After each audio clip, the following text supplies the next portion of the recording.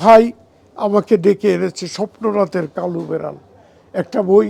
এটা বহু আগে বেরিয়েছে, কিন্তু অদ্ভুত ওদের ভালোবাসার জন্যে সেই এইটা দেখতে পাচ্ছি আমি 2016-তে বেরিয়েছে, এবং অরূপ নন্দীর করা প্রচ্ছদটি আমারই আঁকা ছিল, সেটাকেই সুন্দর করে স্বপ্নরাতের কালো বেড়াল করেছে। এই স্বপ্নরাতের কালো বেড়ালের মধ্যে যে ইতিহাসটা খুঁজে পাওয়া যাবে, সেখানে অনেকগুলো ভূতের চরিত্র পাওয়া যাবে, এবং ভূত যে শুধু মানুষের ক্ষতি করেছে তা নয়, অনেকগুলো ভূতের চরিত্র আছে মুক্তিযুদ্ধে পাওয়া গেছে, এবং মুক্তিযুদ্ধের ইতিহাস এখানে আছে, যে ভূত কিভাবে মনুষ্য রূপে তার যে আত্মা, তার আত্মার মৃত্যু নেই, এবং সেই আত্মা মুক্তিযুদ্ধে ঝাঁপিয়ে পড়েছে, মুক্তিযুদ্ধ করেছে, এবং মুক্তিযুদ্ধে জয়ী হয়ে ফিরে আসছে, সাধারণ মানুষের পাশে দাঁড়িয়ে যুদ্ধ করেছে।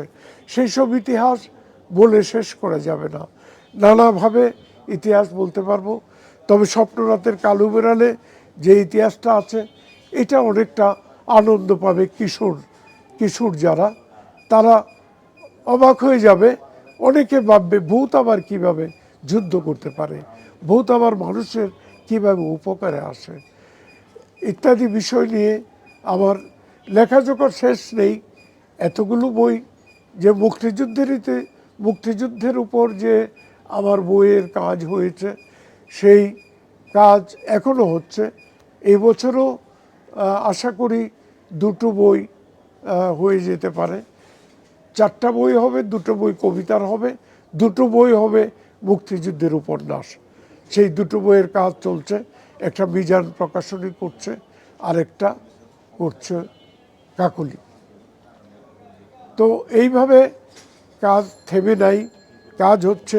আমার এই বন্ধুটি অত্যন্ত, দেখলে মনে হবে না, এদের বয়স দেখলে মনে হবে না যে এরা এত কাজ করতে পারে, কিন্তু আমার খুব ভালো লাগে যে বিশেষ করে তরুণদের যখন আমাকে নিয়ে আগ্রহ হয়, তরুণরা যখন আমাকে নিয়ে কথা বলতে চায়, আমাকে নিয়ে কাজ করতে চায়, তখন আমি বেশি আপ্লুত হই, এবং আমার খুব ভালো লাগে।